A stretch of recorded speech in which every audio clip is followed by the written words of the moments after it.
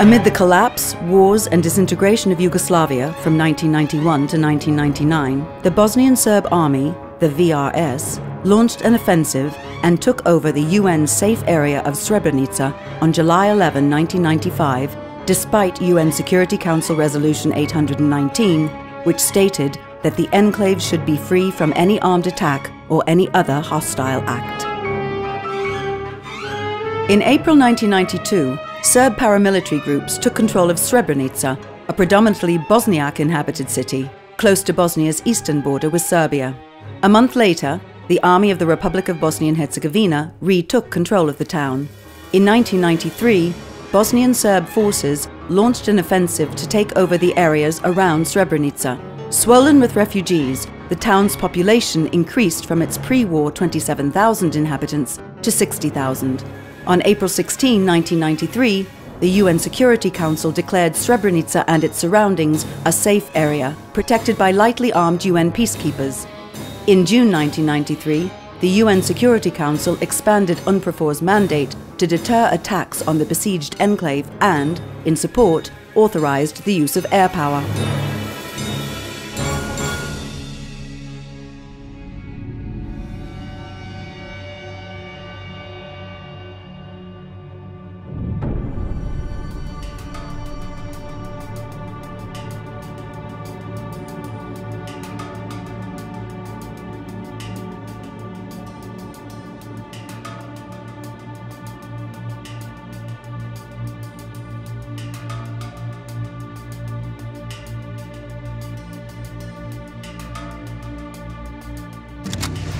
The strategy of the Bosnian Serb authorities was to render the enclaves unsustainable by limiting supplies of fuel, ammunition and food to UN peacekeepers, which undermined their ability to effectively carry out their duties to the safe areas. The UN forces' food, medicine, fuel and ammunition reserves began to run dangerously low. The Bosnian Serb army were given approval to create an unbearable situation of total insecurity with no hope of further survival or life for the inhabitants of Srebrenica. Directive 7.1 recommended that the Drina Corps of the Bosnian Serb army conduct active combat operations. The Drina Corps launched a military operation against the safe area of Srebrenica. On June 3, Dutch UN soldiers at the observation post Echo were forced to leave their position.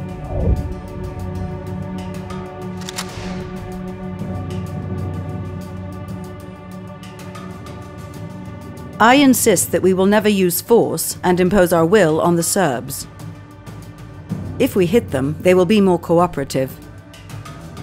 We must defer to General Janvier as senior commander. The 3,000 soldiers from 3 Drina Corps brigades were equipped with tanks, armoured vehicles, multiple rocket launchers, artillery pieces, anti-aircraft guns and mortars.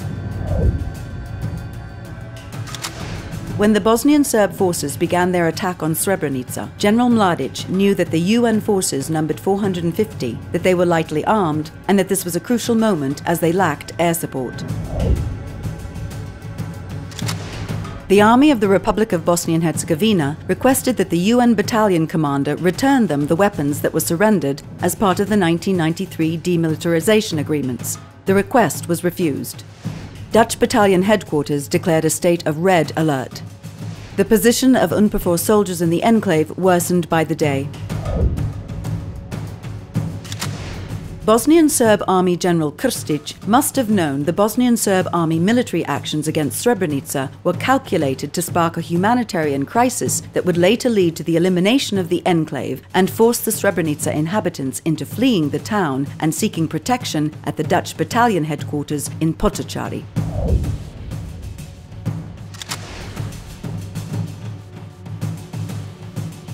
Carl Bildt urged the Bosnian Serbs to refrain from military actions in order to give the political negotiations a chance. The Bosnian Serb army had been shelling populated civilian areas of Srebrenica and openly and deliberately attacking the positions of UNPROFOR and the Army of the Republic of Bosnia and Herzegovina.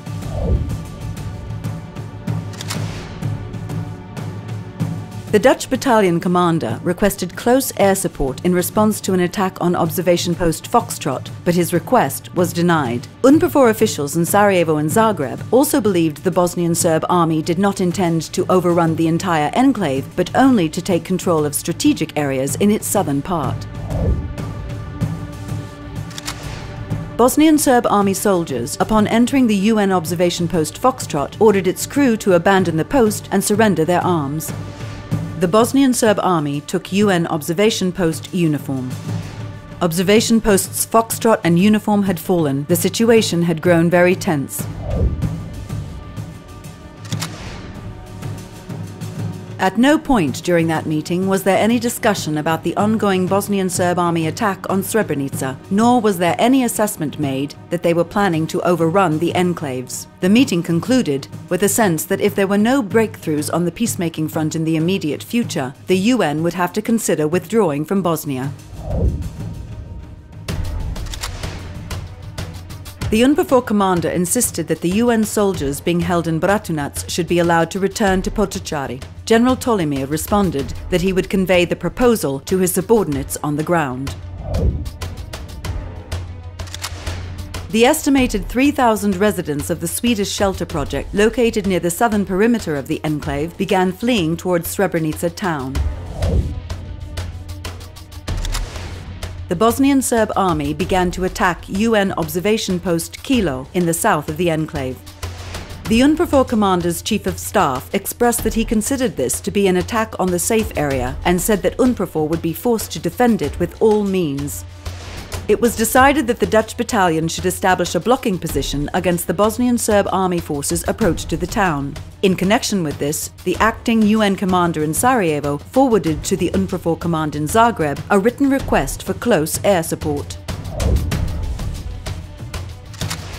The UNPROFOR commander's chief of staff demanded that the Bosnian Serb army offensive on Srebrenica be stopped, that the Bosnian Serb army withdraw to the enclave boundary, and that the Bosnian Serb army also immediately release all Dutch battalion personnel and their equipment. As the arrangements for the provision of close air support were being made, the Dutch battalion commander, who had earlier favoured its use, changed his assessment in view of the extent to which the Bosnian Serb army had now advanced. Late on July 9, President Radovan Karadzic issued a new order giving the Drina Corps the green light to take the town of Srebrenica. As NATO planes began to circle over the area, the Bosnian Serb army stopped firing and the attack halted. That afternoon, the NATO planes left the area. As the planes left, the Bosnian Serb army continued firing on the Dutch as long as the UN blockades were not in the town itself. The Dutch still held Srebrenica, but the Bosnian Serb army held all the key positions and were ready to enter the town the following day. On one side, there were 370 soldiers in the Dutch battalion, and on the other, there were thousands of soldiers armed to the teeth. Even if we'd had 3 times as many peacekeepers, they wouldn't have been enough to stop the Serbs. The Dutch battalion commander again requested close air support. This was approved in Tuzla and Sarajevo and was passed to UNPROFOR headquarters in Zagreb. The aircraft for close air support were on standby and could be ready if called upon within 1 hour. The special representative of the UN Secretary-General, Yasushi Akashi, who was in Dubrovnik at that time, attempted to contact the President of Serbia, Slobodan Milosevic, unsuccessfully. Thousands of refugees were now in the town, and the population was panicking. The UNPROFOR commander said that the situation was impossible and that he would do everything he could to avoid the use of force, but that there were limits. When the expected NATO air support failed to come, the Dutch battalion commander renewed his request twice, but to no avail. Lacking approval from the UNPROFOR High Command, NATO airplanes flying over Bosnia since 6 a.m. had to return to Italy for refueling. The Bosnian Serb army resumed their attack with direct fire on Dutch positions and began shelling observation posts Mike and November. The residents of Srebrenica began to flee northwards in the direction of the UN base in Potocari. The Bosnian Serb army radioed a message to the Dutch battalion and threatened to shell the town and the UN compound where thousands of inhabitants had begun to gather, and to kill the Dutch battalion soldiers held hostage since the capture of their observation posts if NATO continued with its use of air power. The Netherlands Minister of Defence requested that the close air support action be discontinued because Serb soldiers on the scene were too close to the Dutch troops. The message was passed to NATO accordingly, and the air action was halted. On July 11 and 12, 1995, the Srebrenica enclave was captured by the joint forces of the Bosnian Serb Army and the Ministry of Interior. The invading Serb forces took control of the town. General Ratko Mladic and other officers triumphantly entered Srebrenica and strolled through its empty streets.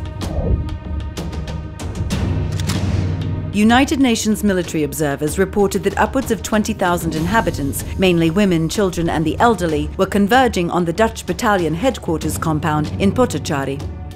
The Dutch battalion commander assessed that the main gate to the compound was vulnerable to Bosnian Serb army fire, and accordingly ordered that a hole be cut in the fence on the other side of the compound. Some 4,000 to 5,000 refugees had entered the compound through this hole by the early evening. The Dutch battalion did not have the provisions or space required to accommodate any more refugees and blocked entry into the compound for the additional refugees, estimated to number some 15,000 to 20,000, also comprised mainly of women, children and the elderly. Mladic summoned Dutch battalion commander Karamanz for 2 evening meetings at Hotel Fontana. At the first meeting, Mladic warned him against the use of air power. At the second meeting later that night, Karamanz returned with local Srebrenica representatives. Mladic asked them whether they wanted to survive or disappear. Dovoljno je da kažete šta želite. I sinoć sam rekao, gospodin, možete opstati ili nestati. At midnight on July 11, 15,000 Bosnian Muslim men decided they were no longer prepared to wait for death to arrive. Hiding in the woods outside Srebrenica, surrounded by Bosnian Serb military forces, a column of men set out on a perilous 63-mile journey through mountains and minefields to Tuzla. At the last meeting, held at noon on the next day, Mladic announced that the civilians would be expelled on buses provided by him, while all able-bodied men would be immediately separated and retained. The Dutch battalion commander responded that he had no diesel to provide the Bosnian Serb army with, and requested that he be allowed to put one of his soldiers on each of the buses evacuating the population. All available buses and vans belonging to the Bosnian Serb army must be made available to the Drina Corps Command, which will provide specific instructions and locations for refueling. Lieutenant Colonel Popovic told me that the able-bodied Muslim men would be separated from the crowd, detained temporarily in Bratunac, and killed shortly thereafter. We discussed the appropriate locations to detain the Muslim men in prior to their execution. In the early morning, the Bosnian Serb army entered Potocari with 40 to 50 vehicles, including vans, trucks and small military vehicles, and took up tank and artillery positions surrounding the Dutch battalion compound. Television cameras filmed scenes of the soldiers handing out bread and water to the refugees. Mladic tossed out candy. A few hours later, the active campaign of terror started. Some were shot and wounded, others had their ears cut off, and some of the women were raped. At around noon, buses and trucks began to arrive. Women, children and elderly men were separated and boarded on buses. Separation and deportation was organized under the control of the Special Police and Bosnian Serb Army, with the help of members of the Dutch battalion. The Bratunac brigade was responsible for monitoring fuel disbursements to the buses and trucks. According to handwritten records regarding the issuing of fuel, at least 42 buses from various Bosnian Serb companies arrived in Potocari and were fueled up. General Ratko Mladic mingled among the crowd of women, children and elderly, reassuring them that nothing would happen to them. All of this occurred while nearby soldiers began their crimes in scattered spots just out of view of UN officials. Ne bojte se ništa, samo polako. Neka prvo idu žene I djeca. Doće 30 autobusa, prebacit ćemo vas prema Kladnju. Odatle ćete preći na teritoriju koju kontrolišu aline snage. Samo bez panike I propustite malu djecu I žene. Nemojte da se neko dijete izgubi. Ne bojte se ništa, niko vam neće ništa uraditi. This was not a spontaneous project, but considering the personnel, the routes, and the provision of buses and fuel, which was immensely scarce in eastern Bosnia at this time, fuel was liquid gold. It was a well-planned and efficiently executed operation, all carried out according to a precise schedule set for the transfer of the population. Men who tried to board buses to Kladanj were systematically expelled from the buses and led to the White House, where sporadic executions took place, and which was located just in front of the UN battalion base in Potocari. The UN drew up a list of men in the UN base to keep track of them. The men begged the UN official in vain not to surrender them to the waiting Serbs, but they were compelled to leave the UN base. They were crying. You know, men, you can imagine men crying in front of you, seeking assistance from you, assistance which you can't give. It had gone beyond my control.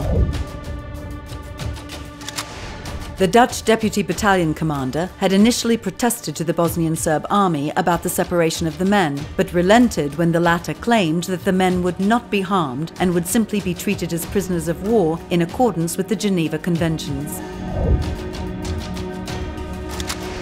When Major Robert Flanken, deputy commander of the Dutch battalion, was asked why the Serbs appropriated the UN vehicles, he answered, because they didn't want us to witness whatever would happen. The first convoys to leave Potocari include a few men on the buses as part of a propaganda exercise. This was for the benefit of the Dutch troops and the Serb TV cameras, but these men were later separated at checkpoints. By July 12, Bosnian Serb forces had expelled approximately 25,000 people who had lived in the enclave. Amid an atmosphere of terror, women, children and the elderly were boarded onto overcrowded buses and transported across the front lines into territory controlled by the Army of the Republic of Bosnia and Herzegovina. UN Security Council Resolution 1004 demanded that the Bosnian Serb forces cease their offensive and withdraw from the safe area of Srebrenica immediately. The International Tribunal has established on the basis of evidence that more than 8,000 Muslims, men and boys, either civilians or prisoners of war, were killed in the course of a well-organized and planned operation that lasted less than a week and required significant logistical arrangements and resources. Soldiers needed to be mobilized to guard the prisoners and transferred from their positions to those of the execution sites to shoot the prisoners. A number of locations needed to be identified and secured for the detention and execution of the prisoners. Thousands and thousands of bullets needed to be provided for the executions. Ligatures and blindfolds needed to be prepared. Numerous vehicles and hundreds of liters of fuel needed to be requested to transport the prisoners. The judge found that far from being a flash of rage or revenge, it was deliberate and decided at the highest level. During the next 3 days, a column of 12,000 to 15,000 people progressed north. On July 13, groups that had broken off from the column made their way to the main road and finally managed to cross the road by dawn.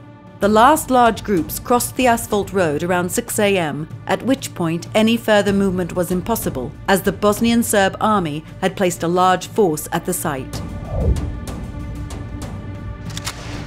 Groups of men in large numbers from the rear of the column began surrendering to the Bosnian Serb army. From the start of the day until 5:30 p.m., at least 6,000 men from the column were captured in different places on their way to Kladaň and sent to various detention areas. Witnesses estimated that between 1,000 and 4,000 people captured from the column were detained in Sandici Meadow. The soldiers guarding them demanded that they place their belongings in a pile and surrender their valuables. Between 1,500 and 3,000 people captured from the column were detained at a football field in Nova Kasaba and forced to surrender their belongings and valuables. A number of the prisoners held at Nova Kasaba and Konjović Polje were executed during the morning of July 13 on the banks of the Jadar River, where they were lined up and shot. Thousands of the Bosnian Muslims taken captive after the fall of Srebrenica were killed in carefully planned mass executions starting on July 13. Mass executions at the sites further north of Bratunac were carried out between July 14 and July 17. The corps and brigade commanders were ordered to intercept the column. They located a gathered mass of around 5,000 men from the column and opened artillery fire on them. Various levels at the UN were alarmed that violence had been inflicted against the men of Srebrenica. The UN Secretary-General's special envoy was sent to continue with the renewal of negotiations with Bosnian Serb officials at the highest levels and, if deemed appropriate, with authorities in Belgrade. There were visible signs of the existence of a plan for mass executions. Entries in a travel log for a vehicle from the Zvornik Brigade Command showed that the same vehicle drove to various locations where during the next few days thousands of Bosnian Muslim men were detained. In the afternoon of July 13, systematic executions on a large scale began in Cerska. At around 4 p.m., the Bosnian Serb army drove buses carrying prisoners to Cerska and executed them. Late in the afternoon, more than 1,000 prisoners in Sandici village were taken to Kravica and detained in a warehouse. Executions began around 5 p.m. and lasted several hours. Prisoners were killed with infantry arms, machine guns, and grenades. After the last prisoner was killed, an excavator began hauling the bodies out of the warehouse. The physical transfer of prisoners from temporary detention places in and around Bratunac to detention and execution sites within the area under the responsibility of the Zvornik Brigade represented the second phase of the process. Prisoners were kept in the old school in Bratunac from the late afternoon of July 13 until the afternoon of July 15, and during this period they were given no food and only a small amount of water. Other prisoners who were captured on July 13 on the Konjović Polje Bratunac road were kept in buses and trucks in the parking lot. This group of prisoners was first collected at Sandici Meadow. They were next loaded onto 5 to 6 tractor trailers with 20-ton loads. They were then taken to an unknown location in Bratunac, where they spent the night in trucks. In the morning, they were taken to the other end of town, where they waited several hours before they left Bratunac and arrived at the school in Petkovci. Soldiers of the Military Police Battalion, the 65th Protection Regiment of the Bosnian Serb Army, guarded the 1,500 to 3,000 prisoners held on the football field. Later that afternoon, they were taken to an unknown location in Bratunac. On July 14, they were taken by bus to a high school in the village of Pilica. Miroslav Deronic testified that at the beginning of July 1995, Radovan Karadzic told him, "Miroslav, they should all be killed. Kill all those that fall into your hands." 2 days after the fall of Srebrenica, Deronic told Radovan Karadzic by telephone that Bratunac housed a number of prisoners. Karadzic replied, "Someone will come soon with instructions on what to do with them." That night, the Bosnian Serb Army Chief of Security came to Deronic and told him that he had an order from the highest levels that all prisoners should be executed. It was reported to me that on the evening of July 13, approximately 80 to 100 Bosnian Muslim men had been killed in a hangar at the school Vuk Karadzic in Bratunac. All the piles of personal belongings of civilians deported from Potocari including the identity papers of the men seized, were burned. At that point, soldiers from the Dutch battalion were sure that the story about screening for war criminals could not be true. In the absence of personal documents, these men could no longer be accurately identified for any purpose. Rather, the removal of their documents could only be an ominous signal of atrocities to come. Order I-1638 concerned the prevention of any leakage of classified military information regarding the performance of activities in this area. This order was sent to the Drina Corps Command. It ordered the closure of the roads except to military and police vehicles engaged in combat operations. General Major Radislav Krstic was made commander of the Drina Corps.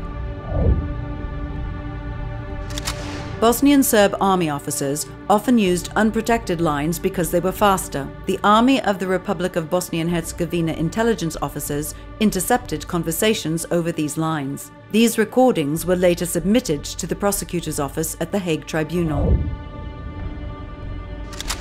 The general ordered the major to take urgent measures to ensure that nothing gets through. Concern over the number of prisoners in and around the area of Bratunac soon became a topic of discussion among senior security and political figures in the area.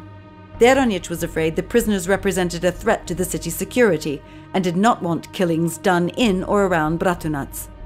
At the meeting, we openly discussed the killing operations, that all prisoners be transported to Zvornik, where they would be detained and killed. Over the course of 3 days, July 11, 12 and 13, the entire Muslim population of the enclave had either fled or been deported or killed. Hawke said he had found 50 men in the forest and that we must kill them. The officer told him, surround them and kill them slowly. The Bosnian Serb army mounted an ambush at Mount Velja Glava that broke the column. The column returned towards Mlađenovac. It stopped at Jošanica Gaj and waited to regroup. After 16 hours, it continued moving again. In the area of Marčići Snagovo village, the Bosnian Serb army staged another ambush with a combination of tanks and APCs and the support of Ministry of Interior Special Forces. The column continued towards Tuzla.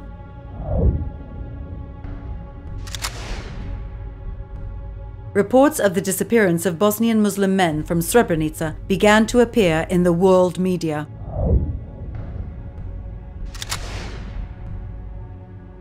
The Bosnian Serb army set in motion its systematic killings of thousands of Muslim prisoners.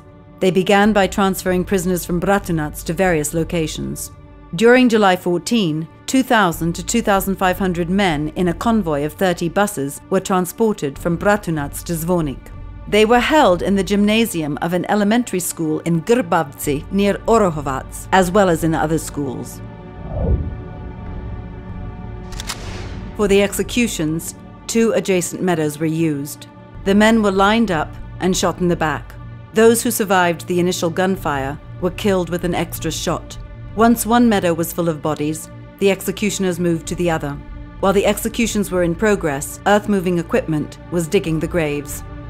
The UN Security Council was especially concerned about reports that up to 4,000 men and boys had been forcibly removed from the Srebrenica safe area and demanded that, in conformity with internationally recognized standards of conduct and international law, the Bosnian Serb Party release them immediately.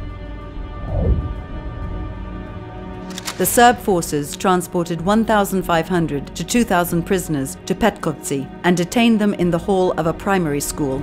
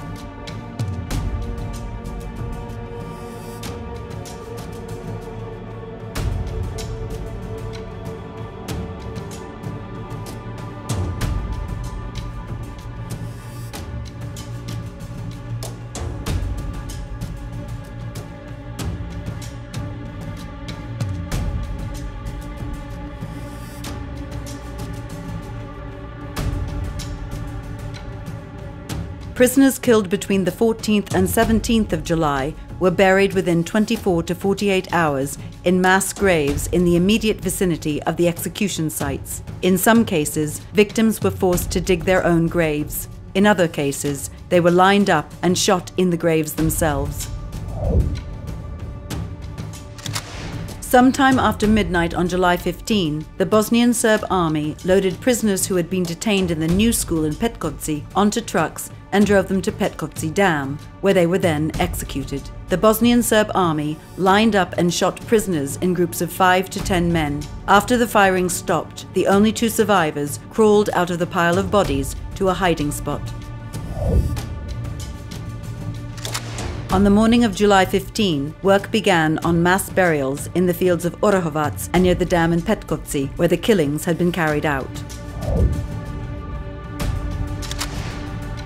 Mr. Bildt briefed the gathering on the results of his meeting with Milosevic and Mladic the previous day. Aware of reports that grave human rights abuses might have been committed against the men and boys of Srebrenica, but unaware that mass and systematic executions had commenced, the senior international officials and Milosevic were joined by Mladic for a largely ceremonial meeting over lunch. This was followed by a meeting between the UN commander in Bosnia and Mladic to finalize the details.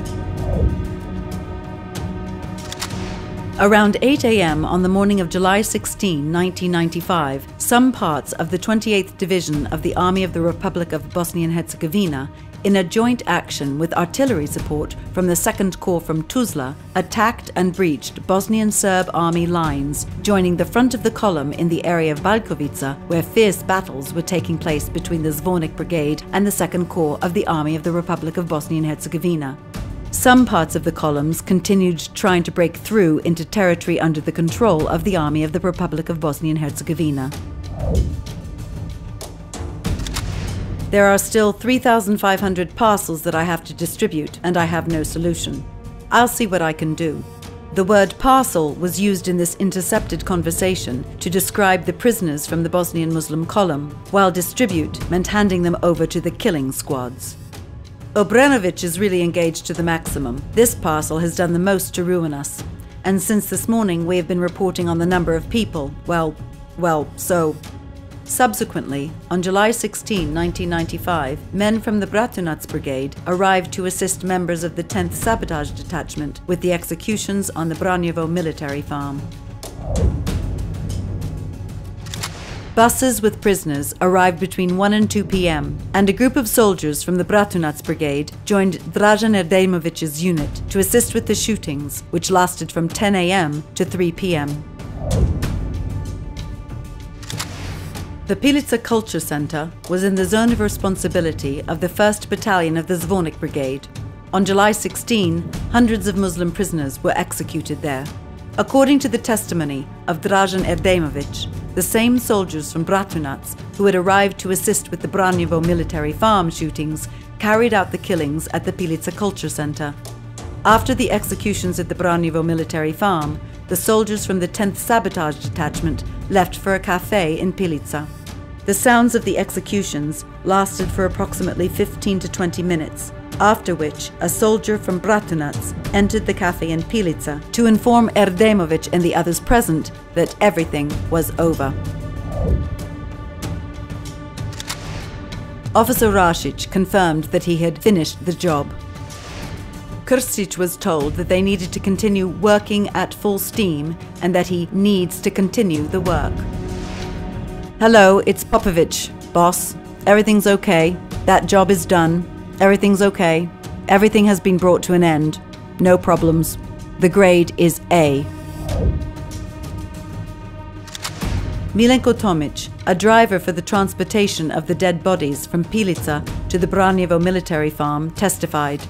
2 days later, I went to the chief, Pantic, and complained and described what I'd been carrying.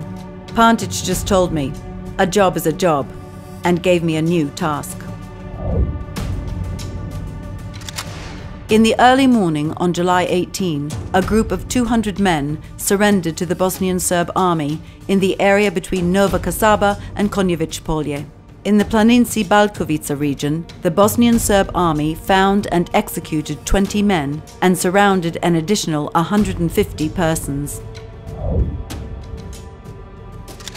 The UNPROFOR commander said how essential it was that the International Committee of the Red Cross be granted immediate access to the men being detained and that freedom of movement to the enclaves be restored for UNPROFOR and UNHCR. Throughout the meeting, he maintained contact with Mr. Bildt, who was holding parallel negotiations with President Milosevic in Belgrade. Small groups of Bosnian Muslim men trying to escape the enclave were killed on location after capture by the Bosnian Serb forces.